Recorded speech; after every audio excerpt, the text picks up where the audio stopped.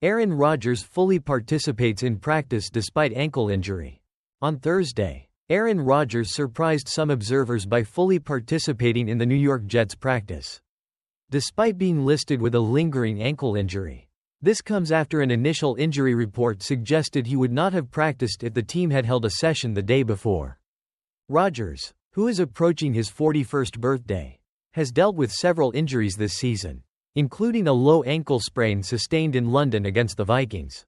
Notably, it was mentioned during the Monday night broadcast that he has never taped his ankles, which may have contributed to this issue. In addition to the ankle concern, Rodgers has been managing a knee issue and a slight hamstring tweak, raising questions about how these accumulated injuries might impact his performance and durability as the season progresses. Other injury updates. While Rodgers was a full participant, the Jets had a few players absent or limited in practice. Did not practice. Wr. Mike Williams, personal. CB Michael Carter 2, back. CBDJ Reed, groin. Limited participation. Tade Tyler Conklin, hip. DL Will McDonald IV, shoulder. T. Morgan Moses, knee. In positive news, newly acquired receiver Davante Adams fully participated after dealing with a hamstring injury sustained during his final days with the Raiders.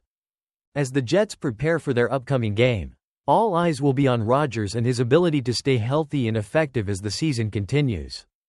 Patriots take Colorado's Travis Hunter in ESPN's new 2025 mock draft. The New England Patriots need a major infusion of high-end talent at many different positions on their roster ahead of the 2025 NFL Draft. But one thing they don't need is a quarterback. Drake May made his first career start last week against the Houston Texans and gave an encouraging performance in a 41-21 loss. He completed 21 of 33 pass attempts for 243 yards with 3 touchdowns and 2 interceptions. While it's still too early to determine if May will become a legitimate franchise quarterback for the Patriots, it makes no sense to draft a QB in the first round next year. What the Patriots need to do is surround May with more talent, particularly at left tackle and wide receiver. The Patriots, who have a 1-5 record, will enter Week 7 with the number 1 pick in the 2025 draft. There's no guarantee the Patriots will remain in that position through the end of the regular season, but the chances of them earning a top 3 or top 5 pick are pretty good. Which players should they target with this first-round selection? ESPN's Jason Reed published a new 2025 NFL mock draft earlier this week, and he projects Colorado star Travis Hunter, who plays both wide receiver and cornerback, to go to New England at number 2 overall. Offensive line is certainly the biggest need for the Patriots roster, but there isn't an offensive tackle or interior lineman in this class who is worthy of the number 2 pick. Reed wrote in his analysis, trading back with a QB-needy team should be an option for New England, which would allow it to build at multiple spots around Drake May.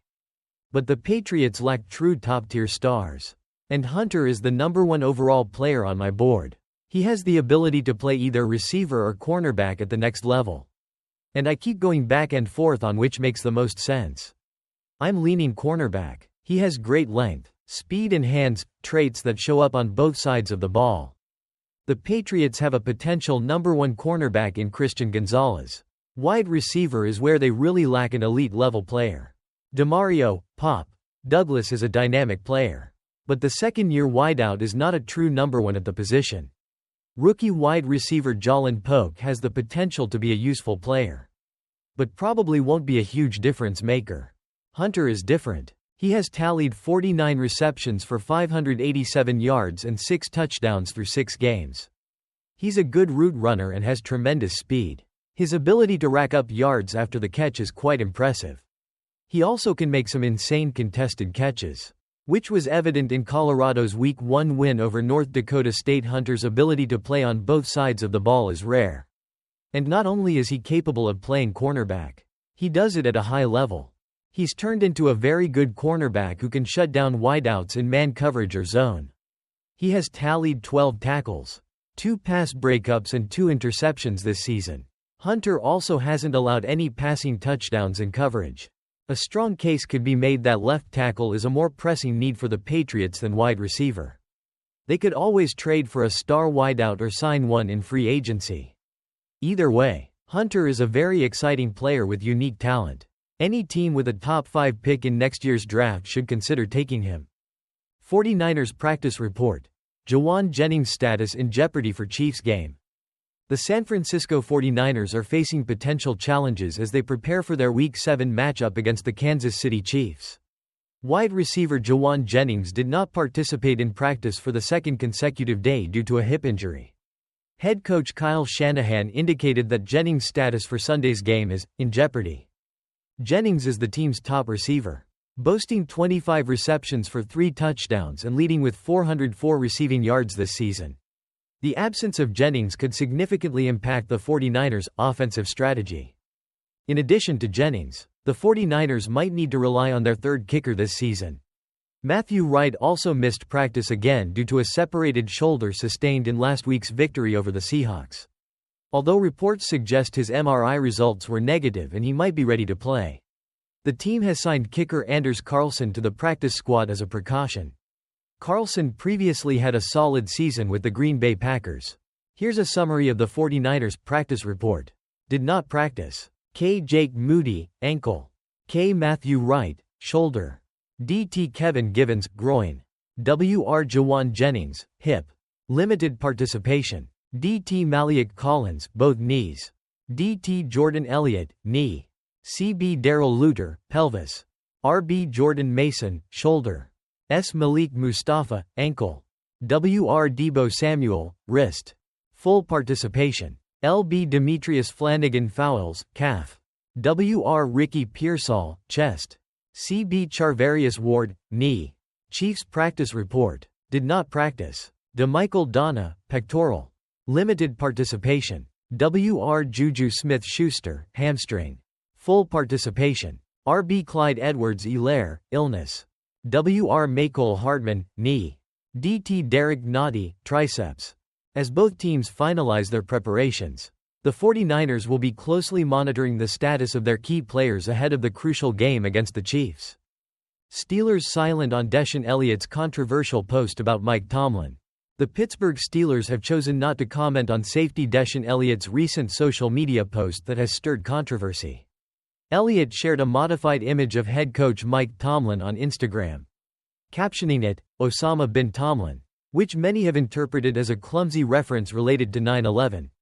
Especially with the team facing the 2 New York franchises in primetime matchups. Executives from other teams have weighed in, questioning the intent behind the post, especially in light of the recent decision to bench Justin Fields in favor of Russell Wilson. The Steelers, however, opted for silence on the matter. Elliott defended his post by claiming he found the image humorous, though reactions have shown that humor, especially in sensitive contexts, can often miss the mark. The situation highlights the challenges athletes face in navigating social media and public perception. Williams urges 49ers to focus on present, not payback against Chiefs. Santa Clara, as the San Francisco 49ers prepare to face the Kansas City Chiefs this Sunday.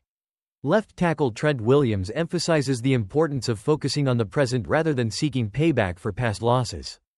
The 49ers are motivated for several reasons. They aim to win consecutive games for the first time this season, maintain their lead in the NFC West, and move above .500. However, Williams insists that revenge should not be part of the narrative. Football is 90% mental, 10% physical, Williams stated after practice. If your mind is clouded with stuff that has nothing to do with Sunday, you run the risk of not being everything you want to be. The 49ers have faced challenges against the Chiefs in recent matchups, losing 4 of the last 5 games, including heartbreakers in Super Bowl 54 and 58. While fans and media are fixated on a revenge narrative, players like quarterback Brock Purdy and tight end George Kittle are aiming to treat this game like any other on the schedule. This is the 2024 Niners going against the 2024 Chiefs, Purdy said, acknowledging the team's need to move forward. Kittle echoed this sentiment, noting that while it's difficult to shake off the sting of past Super Bowl losses, it's crucial to stay focused. Coach Shanahan had a really good team meeting the other day. Kittle shared, "You can't live in the past. You have to just look for the moment at what you're in now." As the 49ers gear up for the challenge, The focus remains on execution and seizing the opportunity presented by this regular season matchup.